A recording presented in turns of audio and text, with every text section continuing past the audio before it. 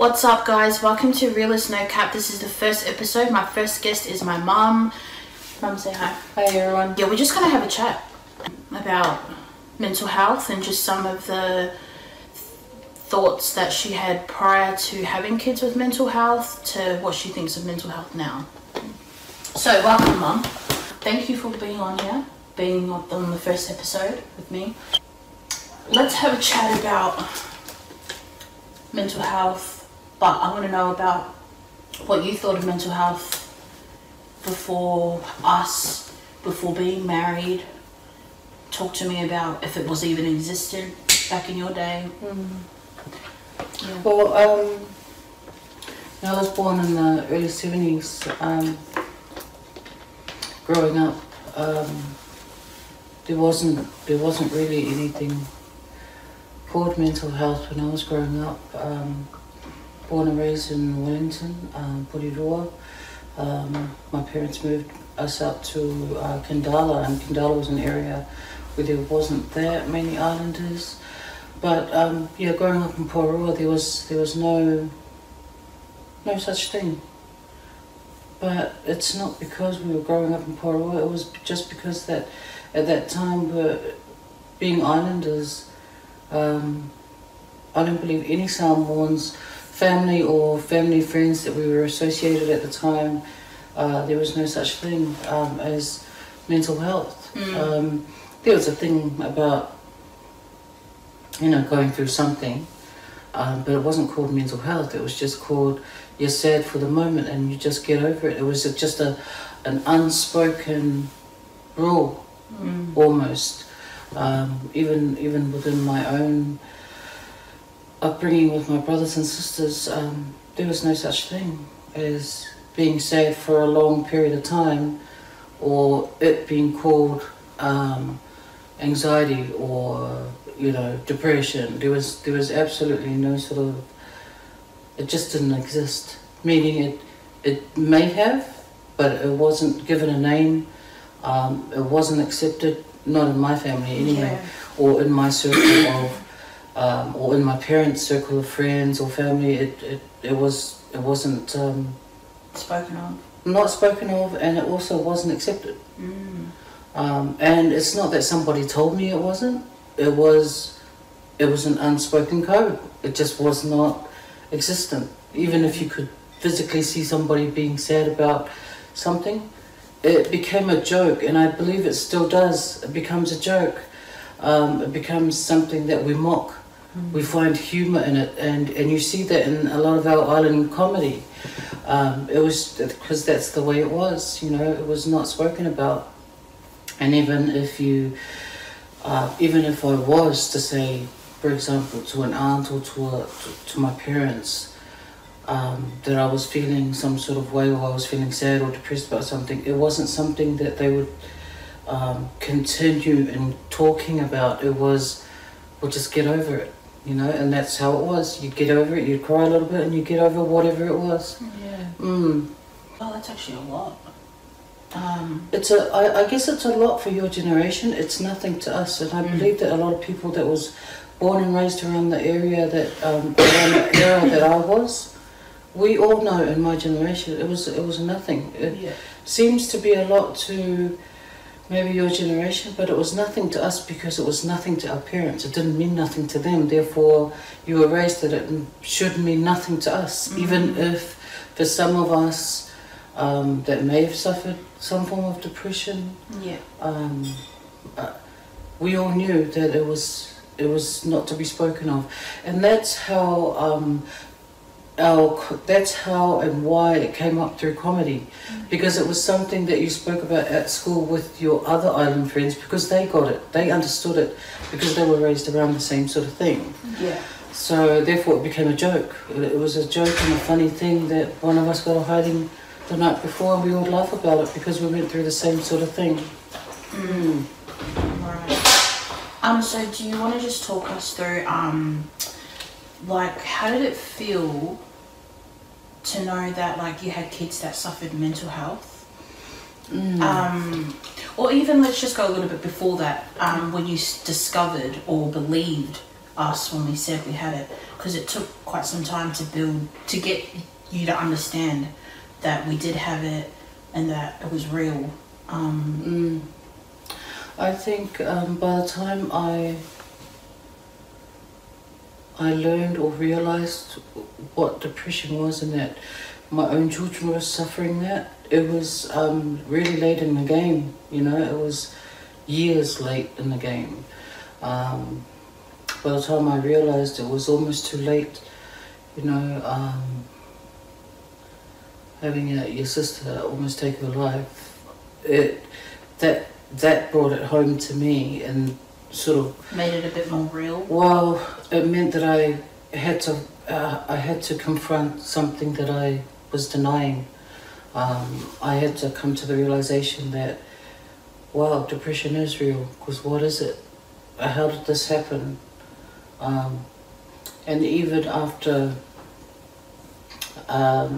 going through that with you guys, for myself, but also for us as a family, going through that and learning a lot about what it actually was, it meant though that I was confronted with having to change my mindset about what that was and what it meant for me and what it meant for our family. And it was, I guess it was a moment to weigh up, or do I keep being proud and staunch about it doesn't exist, or do I put my kids first and come to their table of trying to tell me something that I think it wasn't that I couldn't understand it. I think part of it was I refused to accept it. Yeah. Because of how I was raised in the era that I was raised, but also, you know, in my marriage with your dad, in our family, it wasn't something, we don't come from these types of families where these things were discussed or was accepted. And therefore, because I didn't accept it and I didn't really I didn't accept it, but also I chose not to believe that it was true and that it was happening in my family, to me, meaning you guys. So I had a lot to learn. Yeah. Yeah. And obviously, like, how did it make you feel knowing or accepting that you had kids that suffered mental health? At first, I felt pissed off. Yeah. Pissed off, hurt. It hurt my pride. It didn't hurt. It didn't hurt me in the sense. So because I believe there's different shades to us, or different areas in our life. Meaning there was, it hurt my pride more than it actually hurt my heart. That, you know, what hurt my heart was the fact that it took one of my kids to almost take their life for me to have a proper look at what is actually going on here and under my nose, you know, in my home. So first it hurt my pride, and then I had to get over that. But it did the best thing for me in the sense that then I had to really take a good look at what was going on and come to the realization, well, can I help my child? Yeah. You know, I had to get over it. I had to think, well, is it my pride or is it my kids? You know, and came to the realization was it's no point being staunch about not believing in depression and these things, especially knowing the suicide rate, being that the suicide rate's so high globally, and New Zealand's got the highest rate, and also knowing that there are kids, your guys' friends, that had taken their lives, you know, year after year leading up to what happened to our family. So yeah, first I was hurt, then I was pissed off, and then it was time to learn and open my mind. And that was one of the biggest things that I had to do, was changing my mindset about what this was. Yeah. And allowing those conversations, but also starting conversations. Yeah. Which was really, really hard, because, you know, when you've purposely not talked about something because you believe it's not real and you're trying to teach your kids that it doesn't exist. Yeah. But then later on finding out that your kids actually suffered a long time, but I've been teaching you girls that it's not real. Yeah. You know, and I remember having conversation with you girls like, look at your cousins, look at your friends, you know, they've gone through worse and they're fine, you know, and I kept trying to say, you know, everybody's fine. It's your mindset. You need to change your mindset. But in the end, finding out that it was me that had to change my mindset, because if I hadn't, or if I don't, I could lose a child, and that's what I had to. That's what I learned. That I was still blessed that I was able to have my children and change my mindset moving forward, so that I can help my kids, rather than go through what other parents have had to go through, which was they already lost their kids. Before they could understand. Before they could understand, but also before some conversations could happen to change the outcome of their situation. And I think that that's one of the biggest things that parents like us need to do, is have those conversations, and it really has got nothing to do with pride. Yeah. You know, being proud of who we are, it doesn't change who we are, but it does change for the better, which means that you get to see your child and work through some things that they're going through, and finding out how you can help them and what you can do to better that child's life. Not just that, for other people that know us or other people that know the family, and makes it easier. And all that needs to be done is really breaking down that prideful mindset that we have as islanders. And it doesn't even have to be, I mean, because I believe it runs through a lot of families, you know, despite what nationality we are. It's really just breaking down your mindset of believing that depression doesn't exist or anxiety doesn't exist. These are emotional feelings that people go through, especially children, because conversations aren't existent in families. And I can say, growing up, we didn't have conversations with our parents. It's not something that would occur unless you were in trouble, or unless you were going to get a hiding. And then there would be that common conversation that we laugh about, which was, you know, I smacked you because I love you. You know, and it's that sort of generational curse on children, because we all keep raising our kids the way our parents raised us, and it's about breaking the cycle, and really about showing and telling your kids how much you do care about them, and spending the time. Again, it's something that the majority of island parents back in the days didn't do that, not unless you were learning your Bible script or something like that. But I'm talking about really having some just normal conversations, checking in with your kids if they're okay, because that's something that we didn't do. Our parents didn't hug us or tell us that they loved us. They would tell us, you know, all the things we were doing wrong, but they wouldn't tell you what you were doing right, or how you could correct that wrong thing and get better results out of it and things like that. But a lot of love for you girls, because not that I didn't love you before it, but I loved you more because of this, because then learning that there are so many people that are sad for all sorts of reasons, and some people don't know why, and finding a cure for that, and was really difficult. So I guess I tried to do whatever I could, as far as like learning for myself, tapping into other people and groups and organizations to try and really grasp it, because it had to mean though that I had to stop some of the old mindsets that were really engraved in my life about what depression was or what anxiety was. And I think probably a lot of parents in my age bracket would probably agree with me, because for me, if someone says, oh, I'm feeling anxious, you know, to me it's like, well, get over it. Don't feel anxious. Control. control your feelings, because I come from, I come from that lifestyle. Well, you control every emotion. So if you're feeling scared, well, just reverse that feeling. Yeah.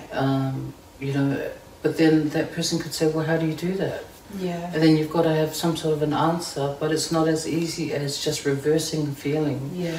Because a lot of things trigger that feeling. So I had to learn all of that, which is, it wasn't always easy because I had to change my own thinking in order to embrace the acceptance of what people go through as far as mental health. Yeah. But also, I think in my job, I was talking to a lot of people that were also going through mental health problems or issues and things like that from different walks of life.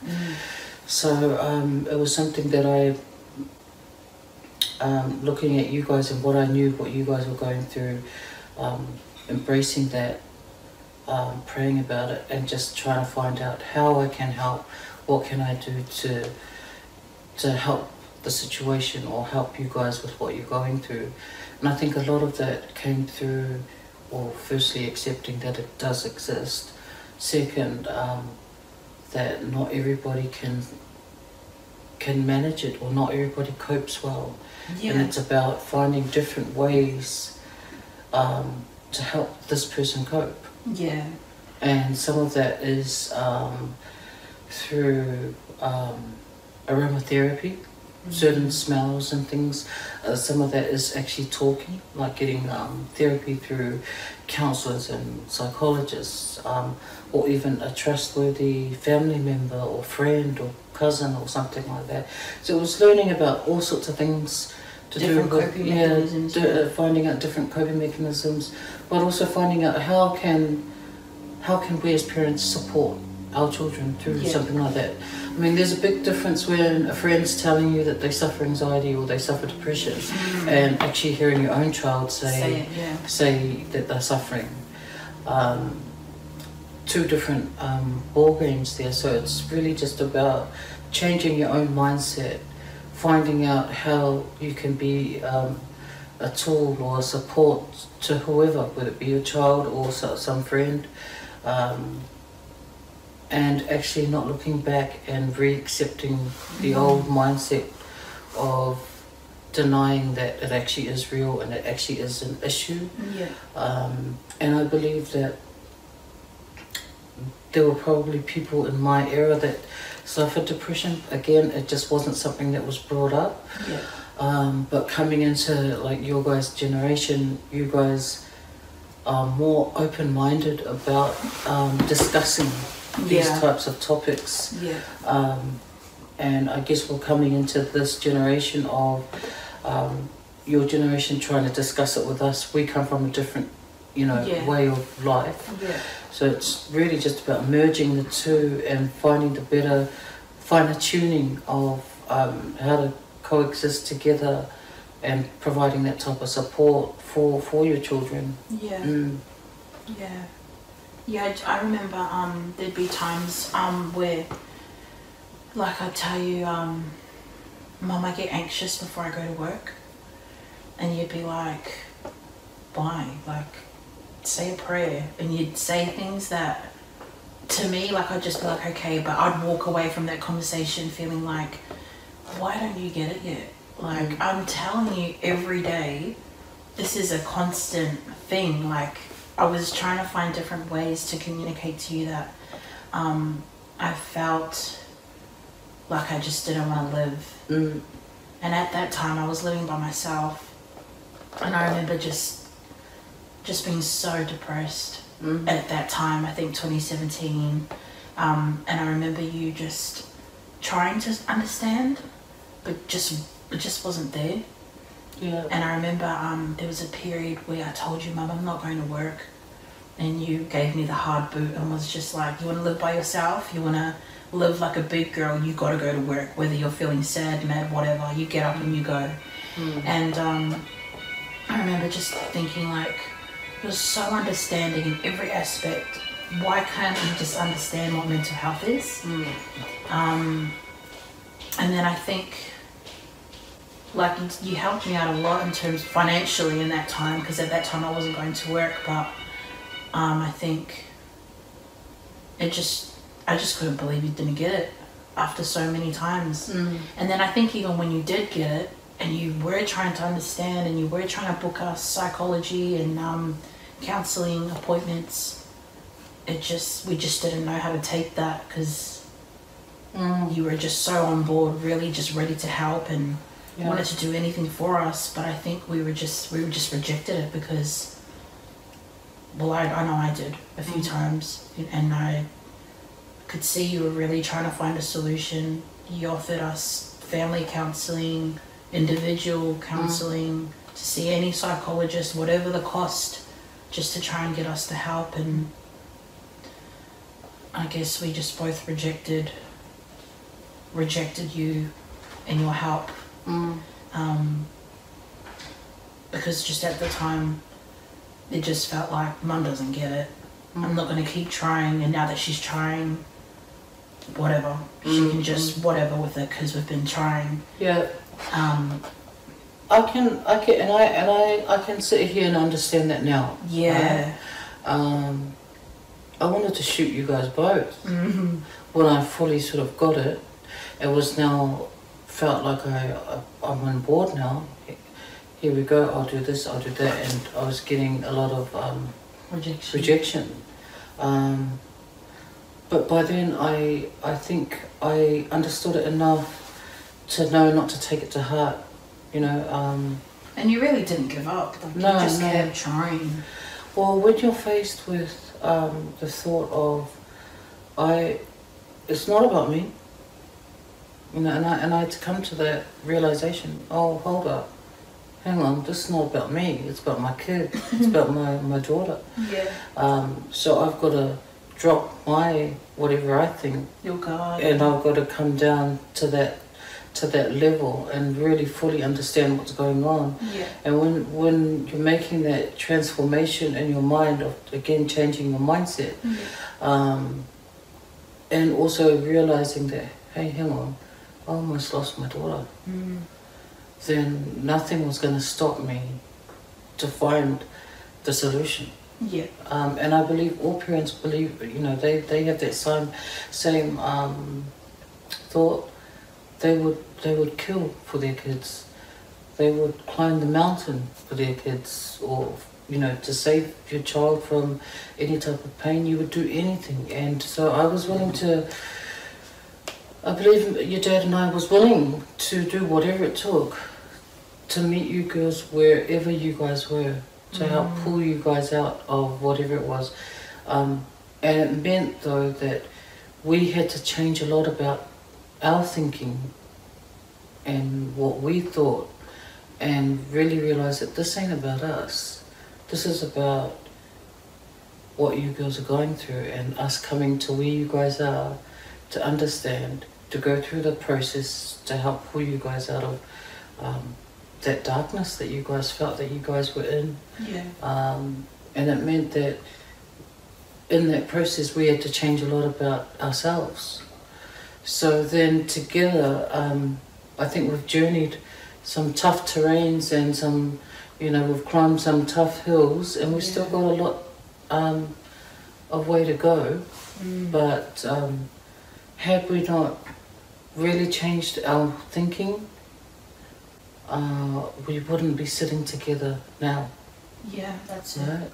We would have just kept being staunch about not accepting that this was happening in our family or to our kids, and probably we would have lost one of you or both of you because you just didn't feel heard. And I guess that's the importance of why I've come here to have this chat with you, because if this can save a life, well then thank God for that. Right? But it's about reaching those people that are so staunch or so proud about this not existing, and choosing to not have healthy conversations and uncomfortable conversations about it.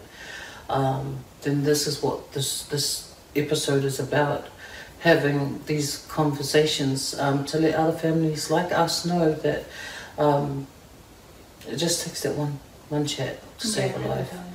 But also accepting that someone you love does suffer from some form of depression, anxiety, or some form of mental health issues, and without talking about it, it cannot be healed. Yeah. Otherwise, it's been a silent killer for many years, and we want to open up some channel or some form of channels of communication. So hopefully, families like us can see this and change their mindsets about where they're at to help their loved ones. Would you say that Dad has understood our mental health journey a bit more? Yeah. No, I'd say your dad really has, without saying anything. Yeah. And that's an amazing thing that he understood it probably better than I did. But without saying anything. See, I didn't really understand it, but to understand it, I talked a lot, because asked questions and things like that, whereas somehow Dad just really understood it and understood you girls. And I think it's because he understood you girls on whatever level you guys were at. Yeah. That he felt all that, and he understood it. He just somehow knew where you guys were, or where your mental space was. Yeah.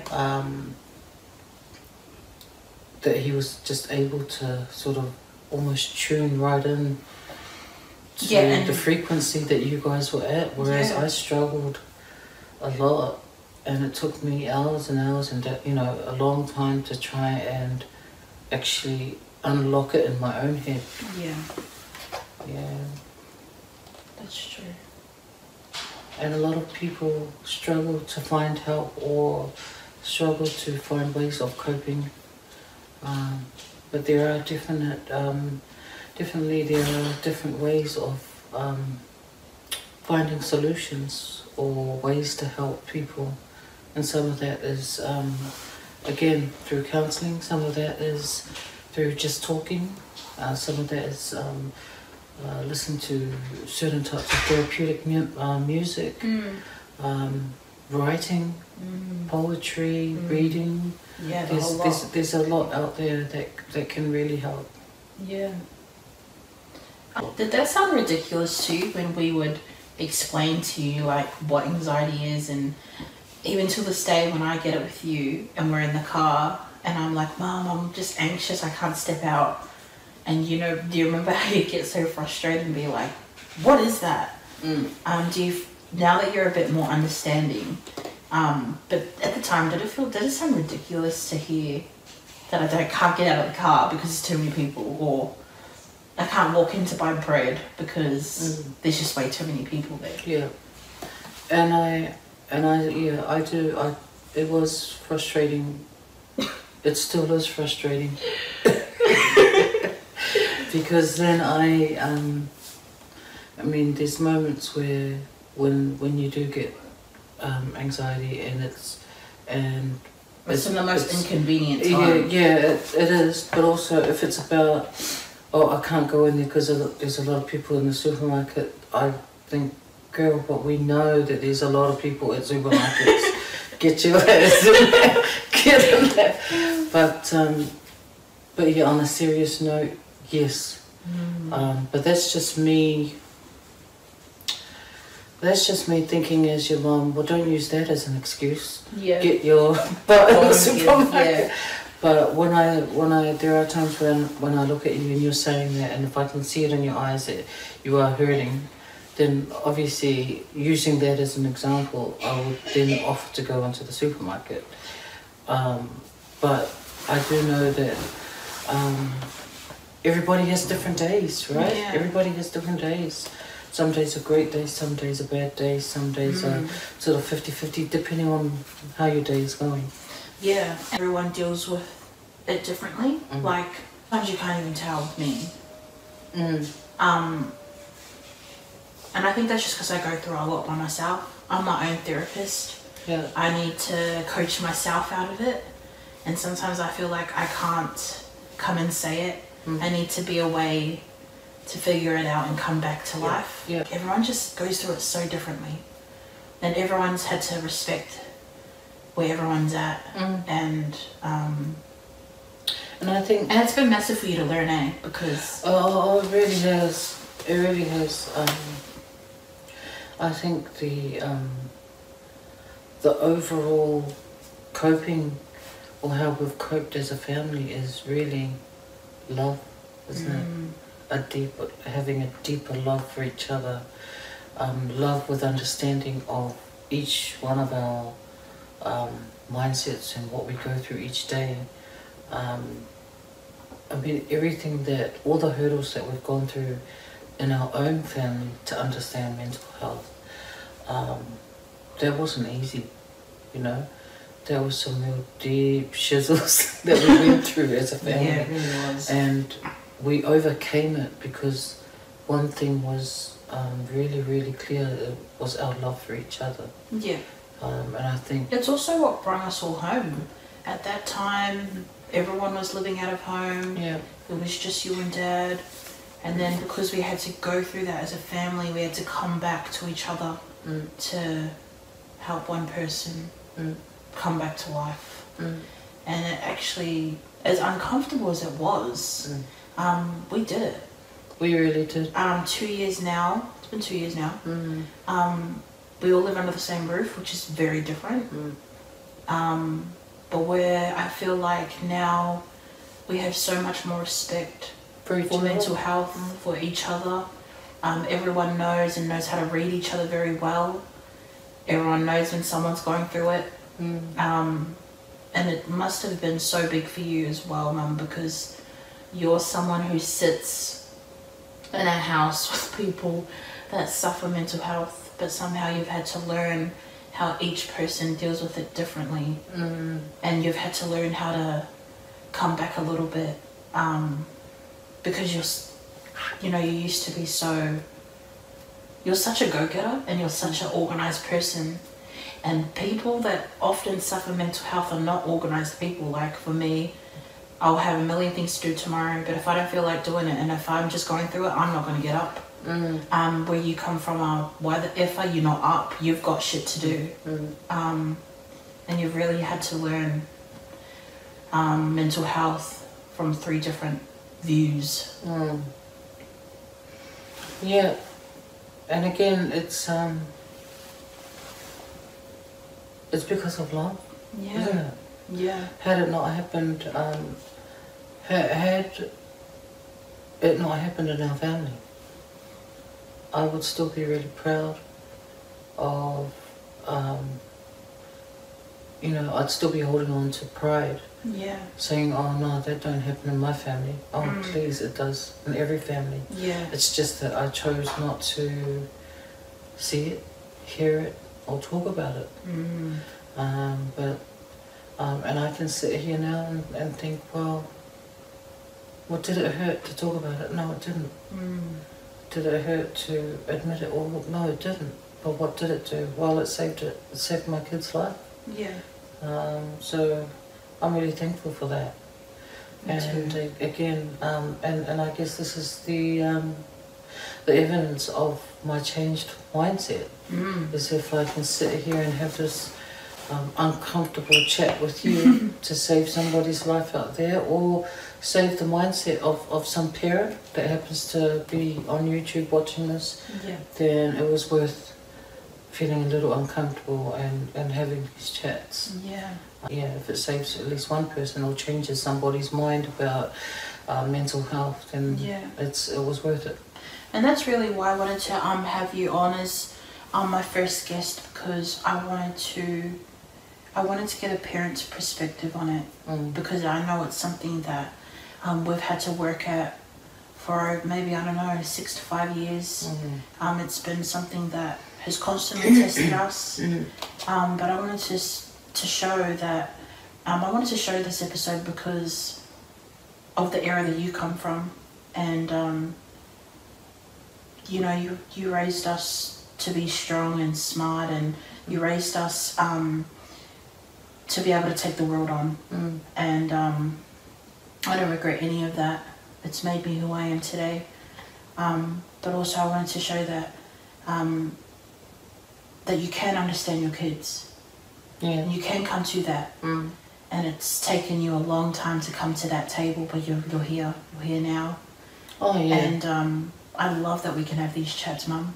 Yeah, no, it's awesome. And, you know, that's another thing about our island community, our island people, our island families, is that, you know, some of us are from really tight religious, you know, and there is a belief in Christians that, you know, well, if you live a godly life, you won't go through mental health. Yeah. Well, hello, people still do.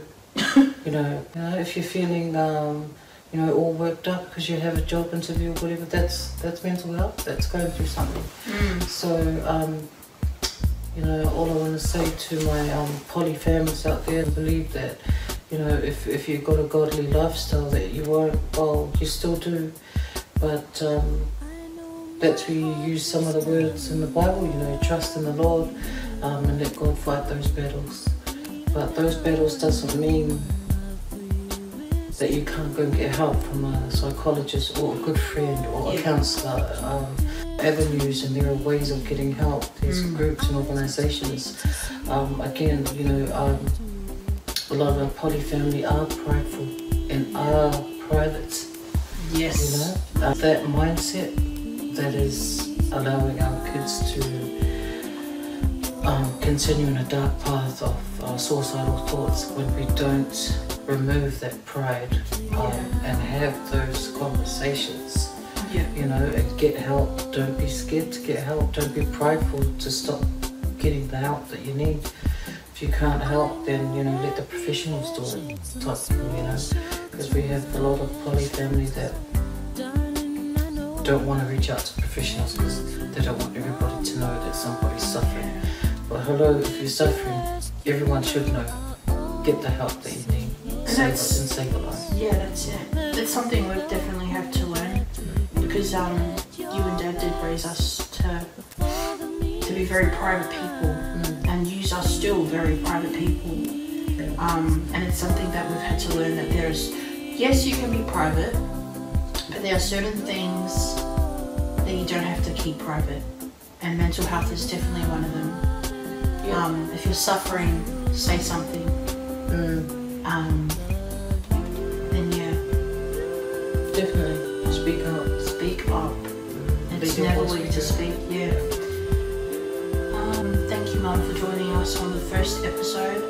Thank you for sharing your insight with us and going back to a vulnerable place to speak about these things. Yeah, this video is dedicated to families that maybe don't have these conversations, don't know how to have these conversations, but we encourage you to try and have these conversations.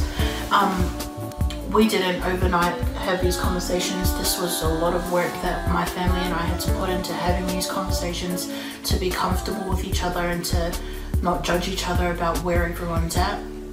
And so yeah, thank you so much for watching, and stay tuned for episode 2.